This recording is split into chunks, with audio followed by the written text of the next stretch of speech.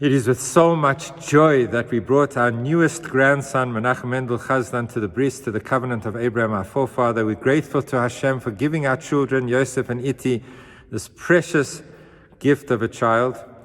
And we thank the community for the many blessings that we received of Mazel Tov. May we share smachot, happy events. May we share in each other's simchas many, many times in the future. We enter into the Shabbat with a hope that peace reigns in the Middle East. And we have asked and daven to Hashem that it be a peace that is lasting, that is real, and that there is no fear that our brothers and sisters have in Israel, and that the terrible unfolding of anti-Semitism that has been so evident in the world, throughout the world, will in fact be reversed, and that there will be calm and tranquility for Am Yisrael, for our people Israel. I want to share a few thoughts about peace because it finds itself at various places in tomorrow's reading. For example, we read about the inauguration of the Mishkan, of the sanctuary, and the fact that Hashem's voice, the voice of God, emanated mibein shnei hakruvim, from the two cherubs that were atop of the ark in the sanctuary, and Moses heard for the first time the communication from God in this newly inaugurated sanctuary. And the Midrash says, well, what did God say? What were those first words? What was the first communication? What did God say? Hello, Moses. Oh, what did Hashem say at that all-important moment? And the Midrash says that the word from God that emanated from between these innocent cherubs atop of the ark was one word: Shalom, peace. And peace does not mean the absence of war. It means much more than that. It means tranquility, it means harmony, it means a unity, it means inner peace, a real peace that one constructs actively, working at finding this harmony in one's life.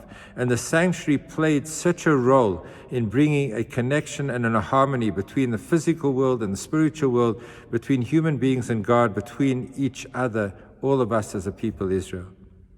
There's a second reference to the word shalom. And that is that there is a very difficult episode where trust has been lost between husband and wife. And a law that is discussed in the Torah, when that trust is lost and a woman is suspected by her husband, she drinks a potion. And if in fact she is guilty, she comes to harm, and so does the man with whom she has acted immorally. But if she's innocent, then she is blessed with abundant blessings, and we restore the relationship between husband and wife. And in that whole process, the potion that was made included the dilution and the dissolving of the name of God that is written within the paragraph from this week's reading that deals with this whole episode of the Sota woman. Now, normally we do not erase God's name. We're very careful to protect the holiness of God's name. We never rub out God's name. And here on this occasion, we dissolve it into water, and she drinks it as a potion.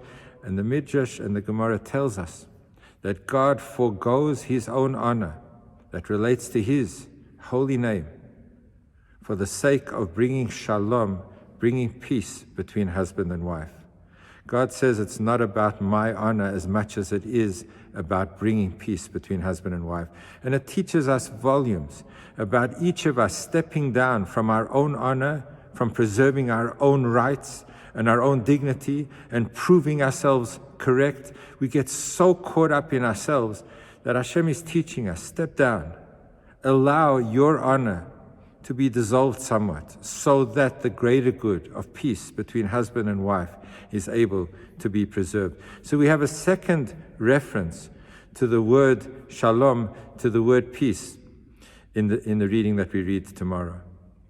And then there's a third reference to the word shalom, and it comes right at the end of the priestly blessings which are mentioned this Shabbat. Yivarechecha Hashem v'yishmerecha. May Hashem bless you and guard you.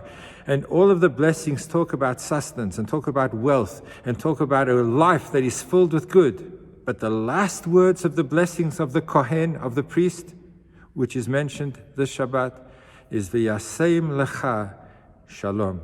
May God give you peace. And as the Gemara tells us, that there is no vessel that can hold on to the abundant blessings that Hashem is giving us, as is the vessel that is peace. Peace is able to hold on to blessings. When we are blessed with abundant blessings and we do not have peace, then the blessings pass us by. It is only with having a recipient and a worthy receiver of peace that we're able to contain the blessings and allow them to blossom and to develop and to grow. There are so many references to the word peace. May each of us be blessed with our inner peace, an understanding of ourselves, an understanding of the direction of our lives, a peace between our physical responsibilities and our spiritual responsibilities, between man and between man and God, and between husband and wife, and between families. May peace reign. May peace reign in Am Yisrael, where we have an appreciation and a tolerance and a love for one another. May peace reign between all human beings, so that there is no bigotry and no racism and no anti-Semitism. And may Hashem bring the ultimate peace to our precious homeland, to Israel. May it be surrounded by all of the blessings and contained within this unbelievable receiver of peace. May peace be there with the ultimate arrival of Mashiach and redemption, the rebuilding of Yerushalayim, and the rebuilding of mankind in the garden that this world was intended to be. Have a beautiful Shabbos.